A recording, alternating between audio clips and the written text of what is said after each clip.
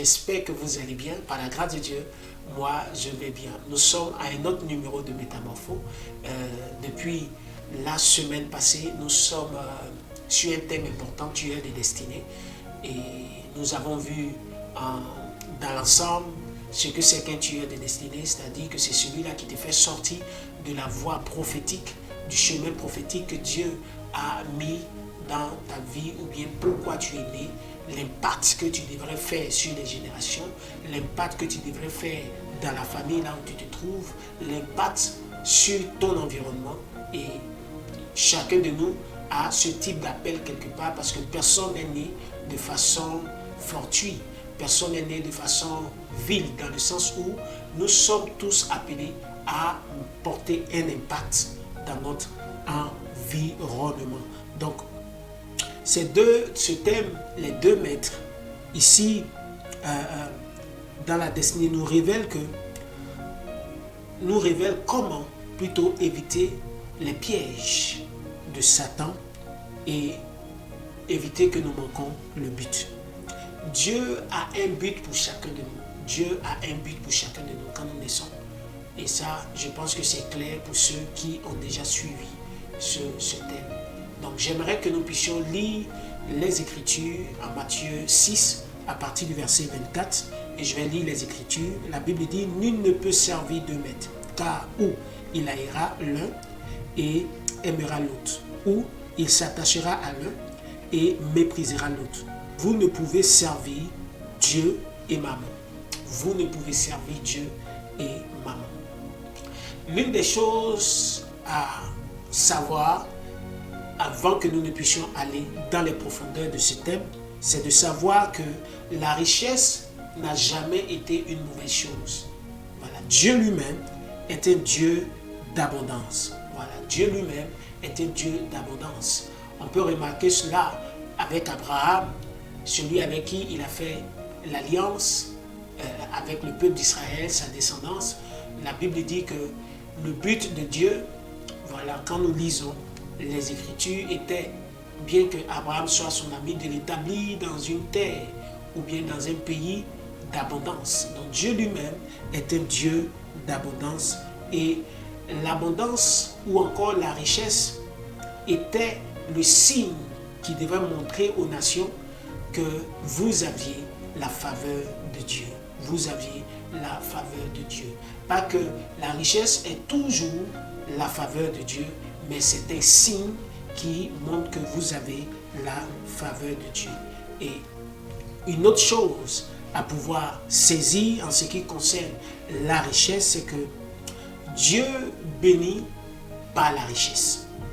Je vois beaucoup de personnes dire aujourd'hui que la bénédiction et la richesse sont deux choses différentes.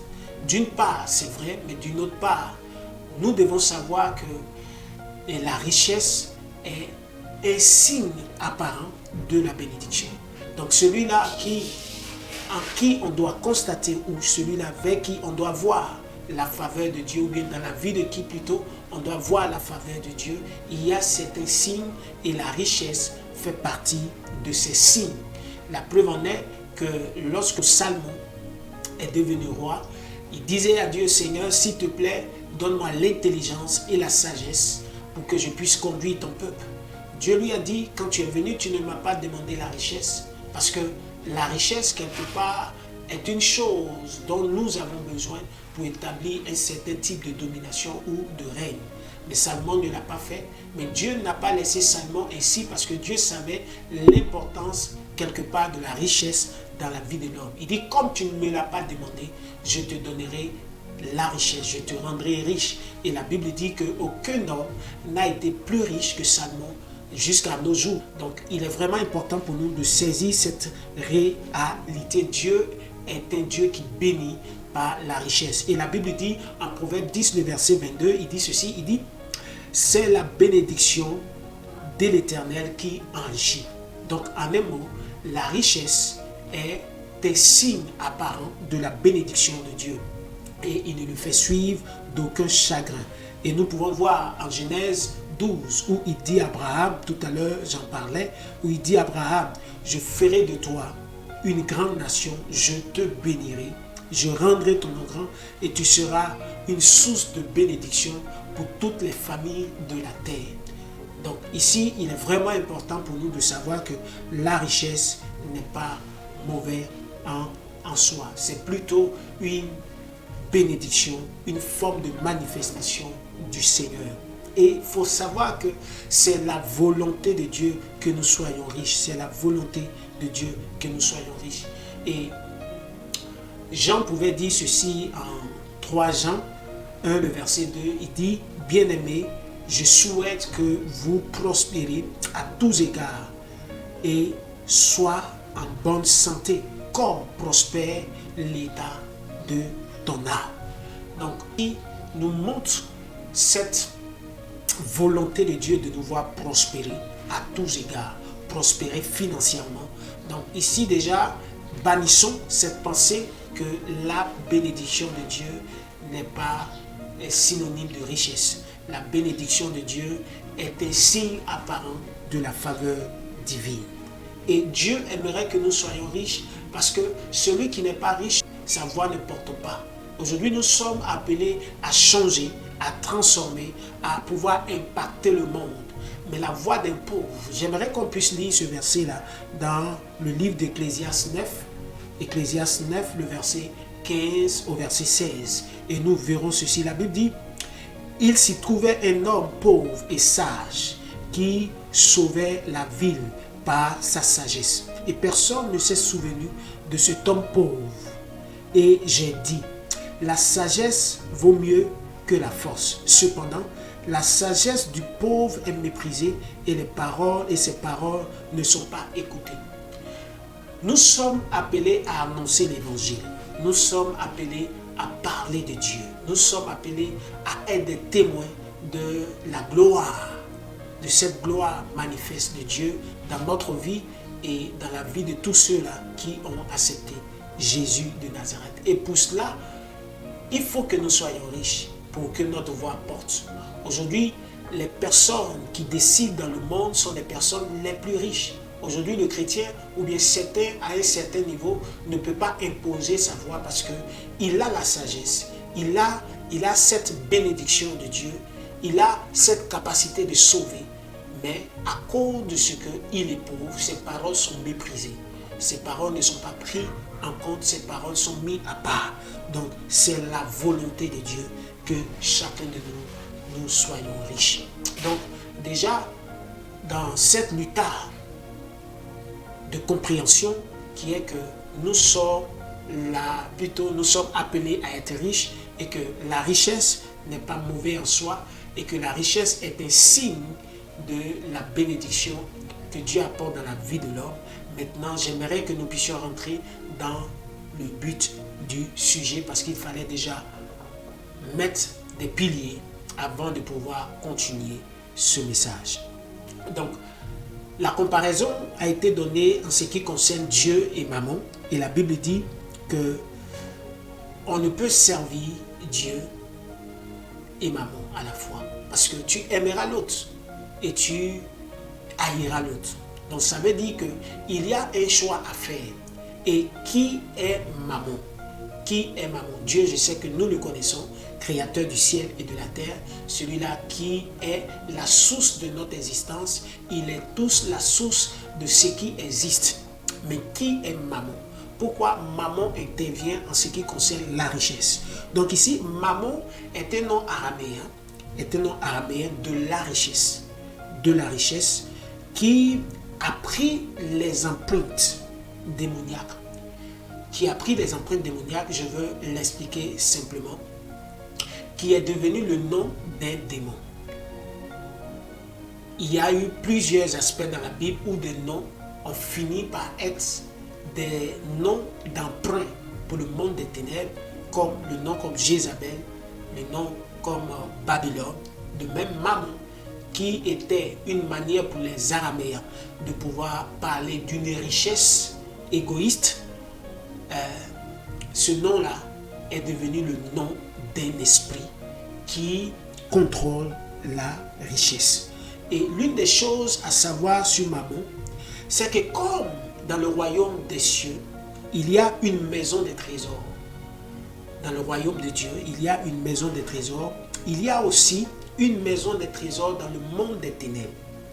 Et Jésus va dire ceci, je veux qu'on puisse lire avant que je puisse, ouvrir cette lucarne. La Bible dit que, en Matthieu 19, le verset 21, en ce qui concerne les trésors du ciel, il dit, Jésus lui dit, si tu veux être parfait, va, vends ce que tu possèdes, donne-le aux pauvres, et tu auras un trésor dans le ciel. Donc, dans le ciel, il y a une maison des trésors. Dans le ciel, il y a une maison des trésors. De même aussi, dans le monde des ténèbres, il y a une maison des trésors. Et je veux qu'on puisse le lire dans Ésaïe 45, le verset 3. La Bible dit ceci, « Je te donnerai les trésors des ténèbres et les richesses des lieux cachés, afin que tu saches que moi, l'Éternel, je t'ai appelé par mon nom. Je suis le Dieu d'Israël. » Donc ici, on voit qu'il y a un trésor dans les cieux et il y a aussi un trésor dans le monde des ténèbres. Et Mammon n'est pas la richesse. Voilà. Mammon n'est pas la richesse, mais c'est un démon. C'est-à-dire, il est le gardien du trésor des ténèbres. Il est le gardien du trésor des ténèbres. Et donc, il est ce démon-là qui a la capacité de créer ce qu'on appelle l'avidité, de créer ce qu'on appelle l'avarice, de créer ce qu'on appelle la cupidité. Et c'est ça, Mammon. Et je veux qu'on lise cette écriture, Colossiens 3, le verset 5, où la Bible nous dit que faites donc mourir les membres qui sont sur la terre. L'impudicité, l'impureté, les passions, les mauvais désirs et la cupidité, qui est une idolâtrie. Donc Mammon s'érige en idole. Donc c'est un démon qui s'érige en idole.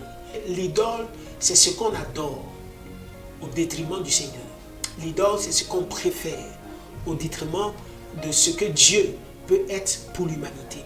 Et Mammon s'érige, comme la cupidité, s'érige en idole dans la vie de celui-là qui ne sait pas manipuler les biens que Dieu lui donne. Et pourquoi Dieu fait cette comparaison en ce qui concerne Mammon et Dieu? L'une des choses à comprendre dans la comparaison, c'est que Mammon n'est pas l'égal de Dieu.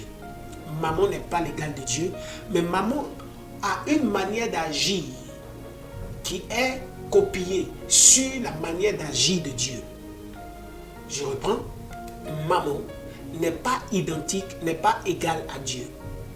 En ce thème, Mammon n'est pas égal à Dieu, parce que quand la Bible parle des 2 maîtres, il faut comprendre le sens et plutôt le contexte dans lequel Dieu veut nous envoyer. Mammon n'est pas égal à Dieu, mais Mammon a une manière de procéder qui est aussi le même process que Dieu utilise dans la vie des hommes. Et quelle est donc cette manière de pouvoir procéder? Et je veux qu'on puisse lire Matthieu 6, le verset 21, où la Bible dit que car là où est ton trésor aussi, là aussi sera ton cœur. Là où est ton trésor, là aussi sera ton cœur. Mammon, de la même manière que Jésus nous dit que je suis à la porte de ton cœur, je frappe si tu m'entends, ou j'entrerai et je souperai avec toi. Mammon a pour cible le cœur des hommes. C'est pourquoi il y a cette forme de comparaison. Il a pour cible le cœur des hommes et il a pour cible les yeux du cœur de l'homme. Les yeux du cœur de l'homme. Je reprends. Mammon a pour cible le cœur.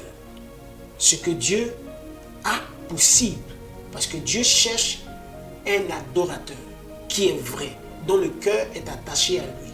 Et Mammon aussi, quand il est dans une vie, son lieu d'attaque et de résidence, c'est le cœur de celui-là qui se laisse conduire par ce démon. Il cherche son cœur, il veut rentrer. Et comme on a dit, la Bible dit que là où se trouve ton trésor, c'est là que sera ton cœur. Et on peut voir que celui qui contrôle ton cœur contrôle aussi ta direction, contrôle aussi ta localisation. Celui qui a ton cœur contrôle ta direction parce que la Bible dit, tu te trouveras là où se trouve ton trésor. Tu te trouveras là où se trouve ton trésor. Jésus va donner cet exemple du fait que l'œil ou bien les yeux sont la lumière du corps. Et si ton œil est atteint par la richesse, il ne parlait pas de l'œil physique, mais il parlait de l'œil de ton cœur, l'œil de ton esprit. Si cet œil est atteint, tu verras que maman aura pour rôle ou bien pour but de pouvoir atteindre tes perceptions et ta foi. Tes perceptions et ta foi. C'est pourquoi Jésus a dit en Matthieu 19, le verset 24, il dit que, je vous le dis encore, il est plus facile à un chameau de passer par le trou d'une aiguille qu'à un riche d'entrer dans le royaume de Dieu. Parce que quand maman saisit le cœur de quelqu'un qui est riche, il va attaquer ce qu'on appelle sa perception, attaquer sa foi.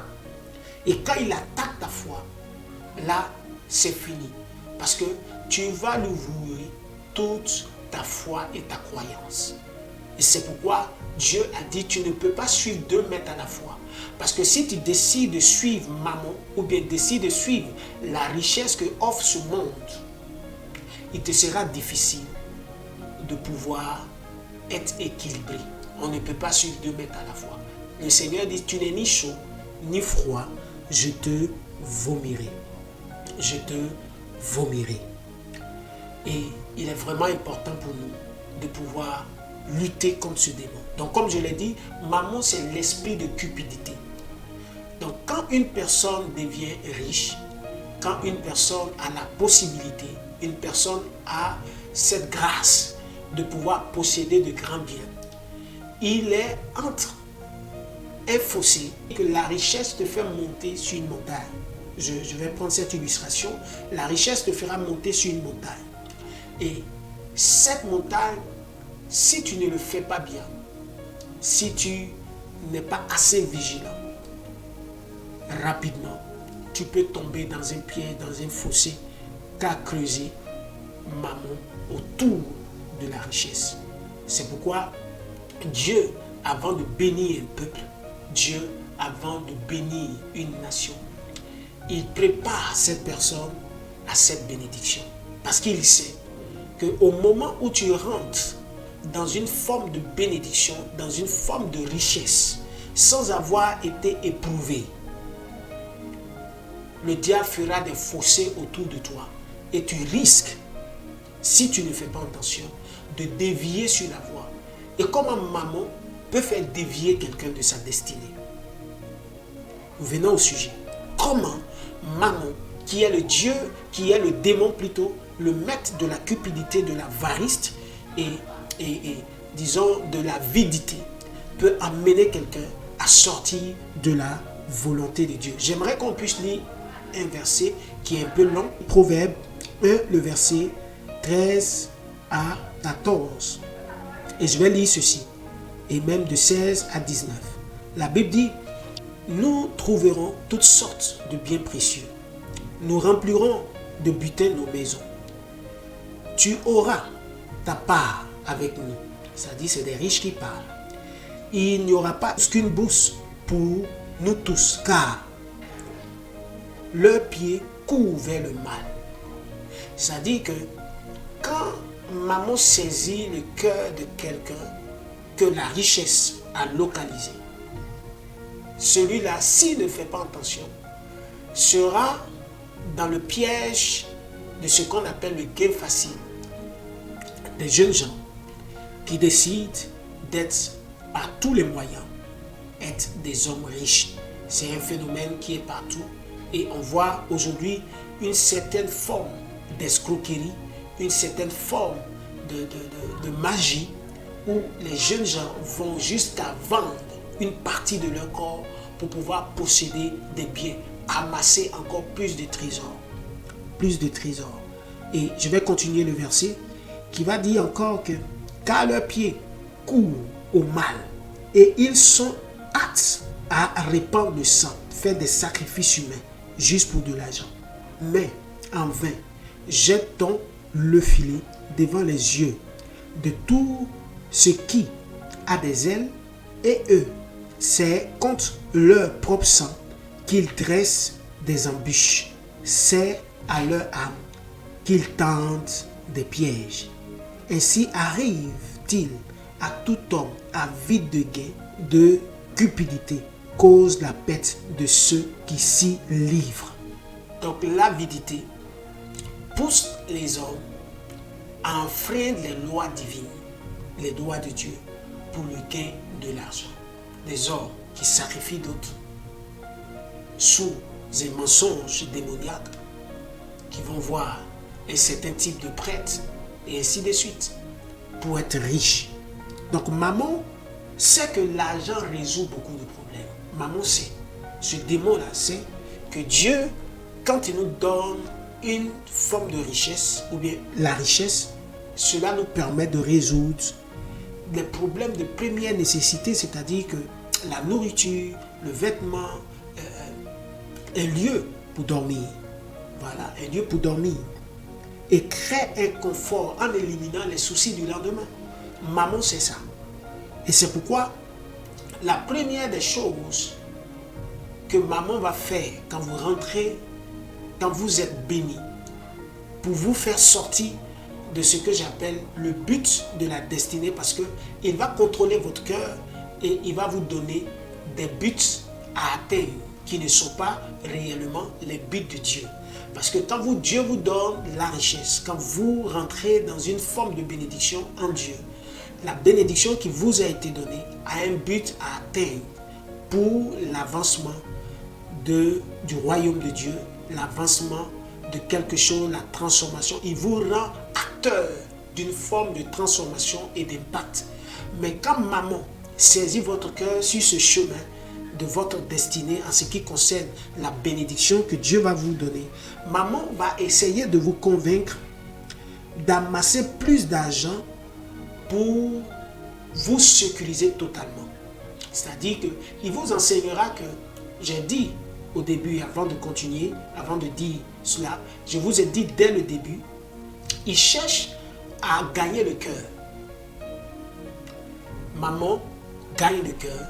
Maman fait quoi encore? Maman gagne les yeux du cœur ou de l'esprit de l'homme. Et s'il le fait, s'il arrive à le faire, il va vous donner des objectifs et désormais, il devient le visionnaire de votre vie, non Dieu.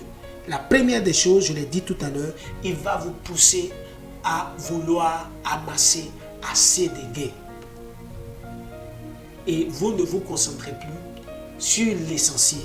Vous allez vous concentrer de comment je vais faire pour être la personne la plus riche. Et la Bible dit, ce n'est pas à toi de t'en faire pour cela. Dieu qui est dans les cieux sait de quoi tu as besoin. Je ne dis pas de ne pas chercher l'argent, mais il faut savoir donner à l'argent la place qu'il faut.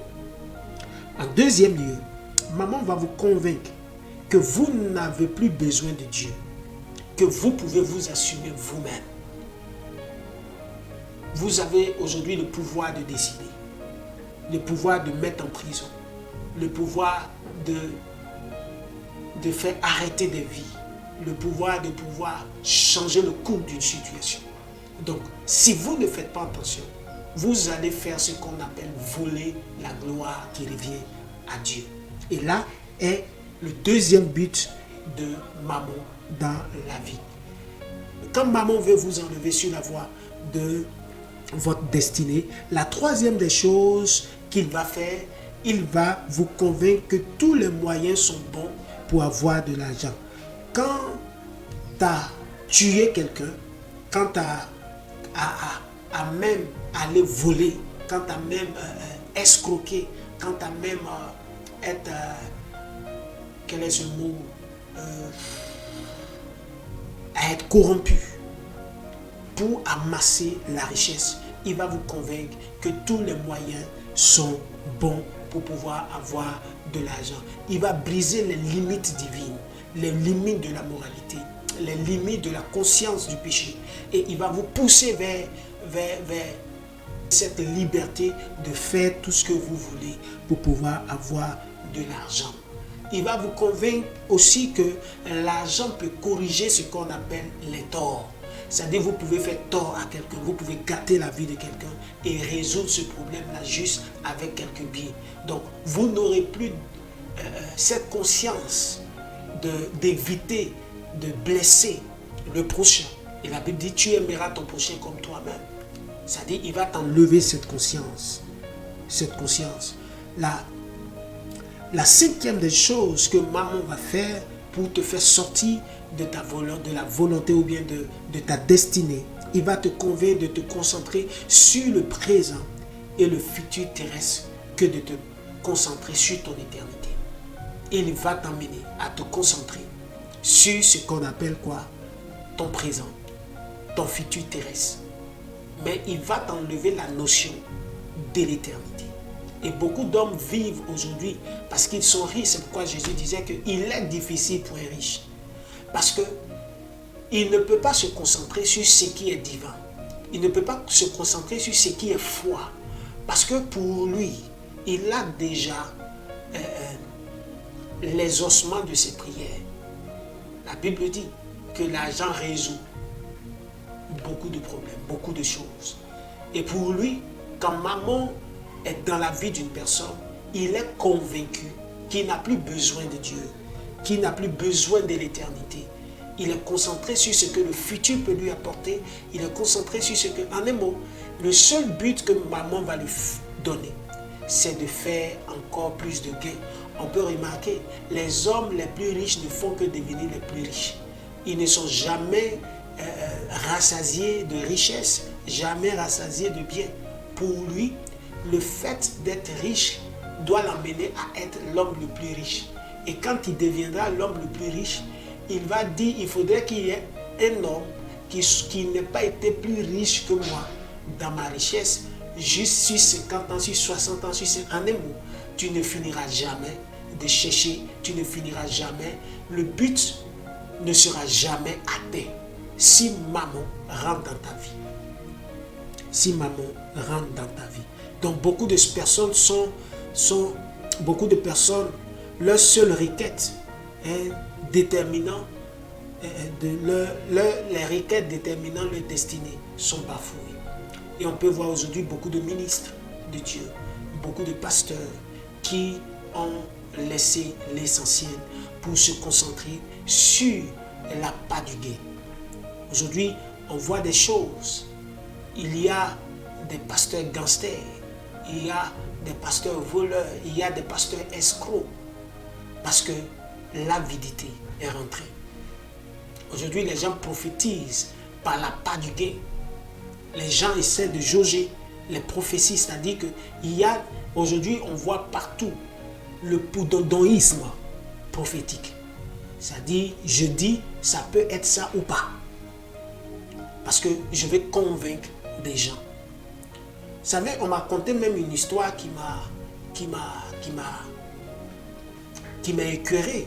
Des jeunes gens ou des jeunes soi-disant prophètes qui partaient voir des familles et qui certains avaient dans leurs mains, c'est-à-dire je ne suis pas contre les prophètes, je ne suis pas contre les actions prophétiques. Moi-même j'en fais quand Dieu me donne l'occasion, donc ce n'est pas pour dénigrer prophétiquement quoi que ce soit, mais c'est une histoire qui m'a beaucoup écœuré, dans le sens où ils avaient besoin d'argent et ils s'étaient donné un certain niveau de vie. Parlant des pasteurs, voilà, un certain niveau de vie qu'il fallait toujours garder. Il fallait garder ce standard. Mais arrivé à un certain moment, ils partaient dans des familles. Ils prenaient par exemple le bonnet rouge. Ils mettaient un liquide noir à l'intérieur. Et quand ils finissent de prier pour vous, ils vous disent allez-y acheter du bonnet rouge pendant qu'ils ont un dans leur sac.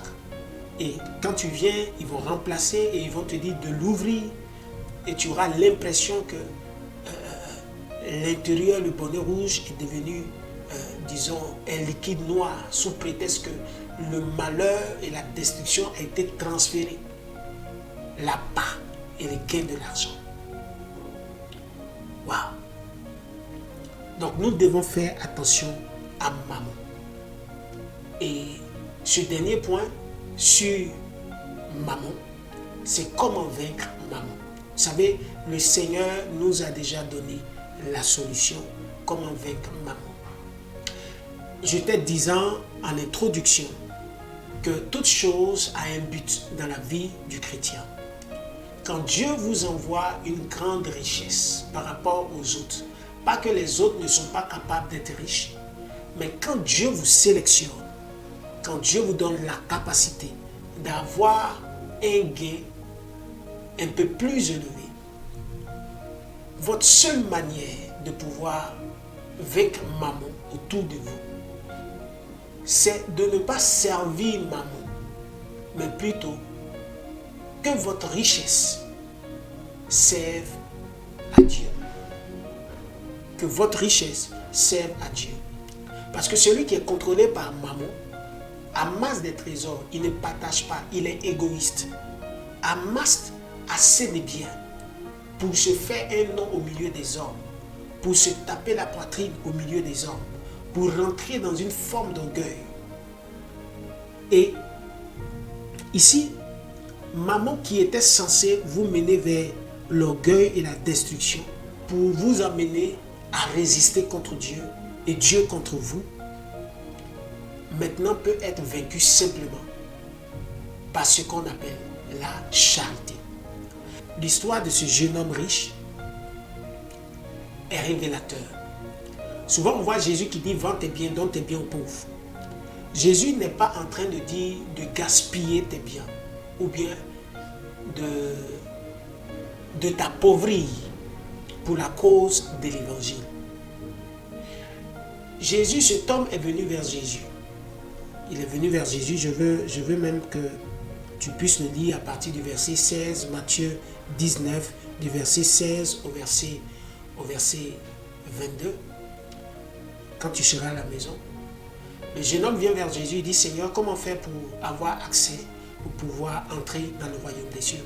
Jésus va lui dire « Suis les commandements. » Il va dire depuis son jeune âge, il s'attelle à obéir à ces commandements, qu'il y a certainement quelque chose qui manque. Jésus va lui dire, pour que tu puisses avoir accès au royaume, il faudrait que tu donnes tes biens aux pauvres et que tu me suives. Parce qu'il voulait devenir un disciple de Jésus. Et la Bible dit, le jeune homme a été attristé et il s'est retiré doucement de Jésus. Vous savez, Jésus, c'est un utilisateur de l'extrême. Vous devez comprendre ça. C'est un utilisateur de l'extrême. Ici, il était en train de montrer à ce jeune homme, en réalité, tu veux suivre un homme ou bien tu veux me suivre, pourtant ton cœur n'est pas avec moi. Ton cœur est sur ton gain, ce qui te fait un nom.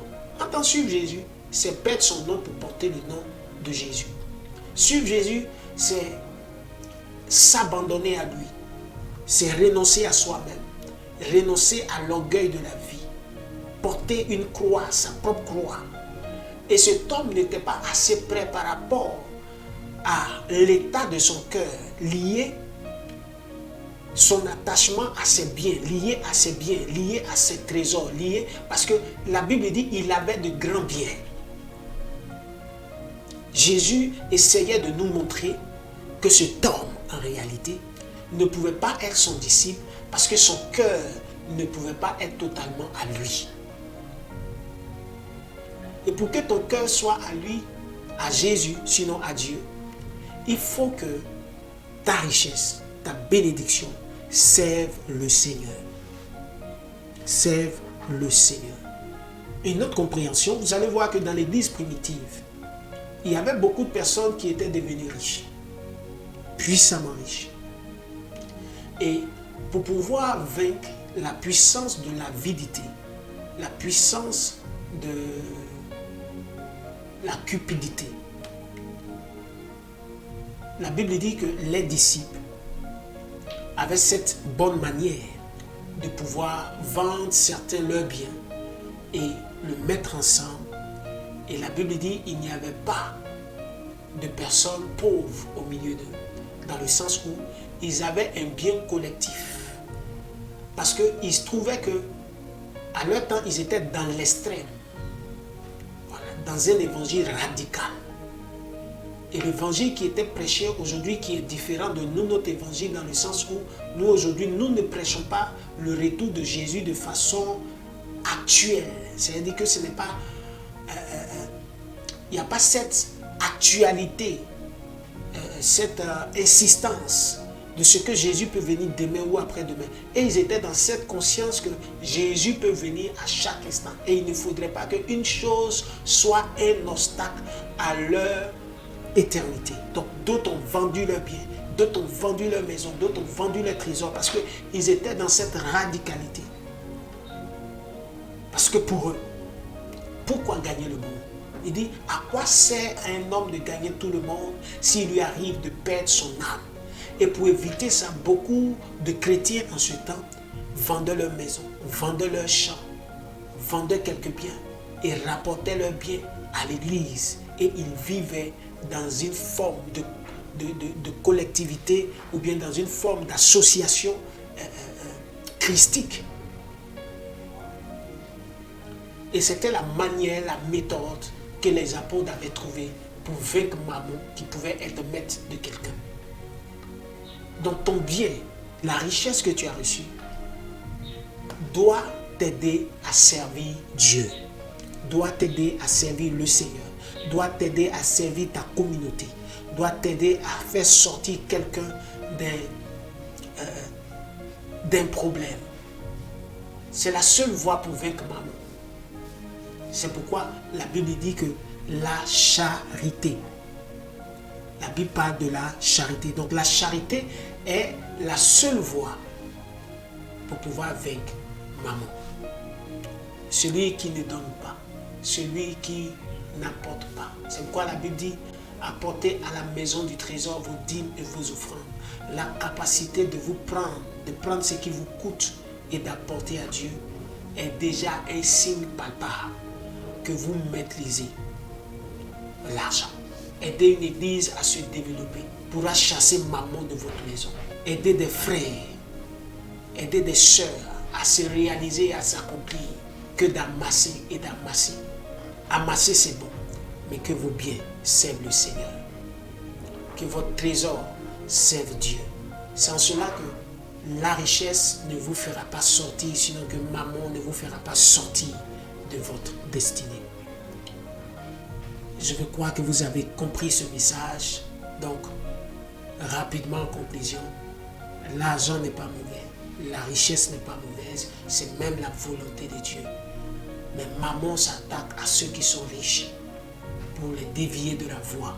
Parce que quand Dieu envoie la richesse dans la vie de quelqu'un, c'est pour que cette personne-là puisse être une bénédiction pour les familles de la terre, comme Abraham, pour que vous soyez une source de bénédiction pour votre église locale, une source de bénédiction pour votre environnement, une source de bénédiction pour ceux qui vous entourent. Telle est la voix du Seigneur pour toi aujourd'hui. Que le Seigneur te bénisse et que Mammon ne t'enlève pas sur la voie. Et je vais prier pour toi.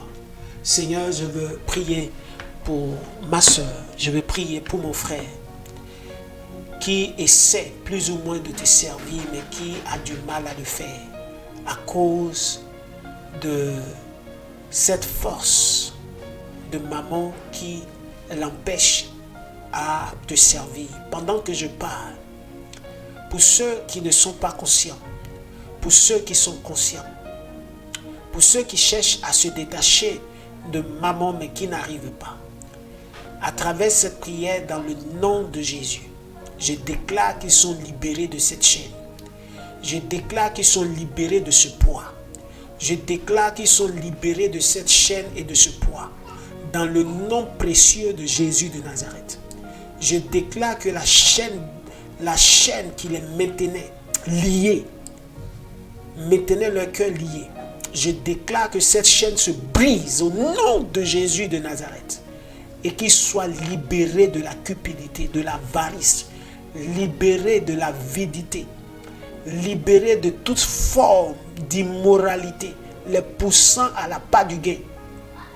Toute forme d'emprise, je déclare que tu es libre. Rentre dans la volonté de Dieu. Deviens une bénédiction pour ta génération. Deviens une bénédiction pour ton entourage. Que l'égoïsme libère ton cœur. Que l'égoïsme libère ton cœur. Cette voie paraît bonne, mais l'issue c'est la mort. Je déclare que Dieu te renvoie sur la voie de l'éternité. Et que Père, les pensées qui te liaient seulement aux choses terrestres te libèrent au nom de Jésus de Nazareth. Tu es libéré. Tu es libéré. Tu es libéré. Tu es libéré. Au nom de Jésus. Tu es libéré. Tu es libéré. Mets ta main sur ton cœur et dis, je suis libéré. Je suis libéré. Je suis libéré. Je suis libéré. Tu es libéré.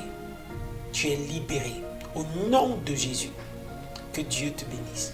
Je suis vraiment très ravi d'avoir partagé ce temps de métamorphose. Voilà, nous avons nos contacts. Si vous voulez mieux comprendre ce thème, nous nous porterons gré de vous répondre. Dans le cas contraire, continuez à nous suivre. Continuez à nous suivre.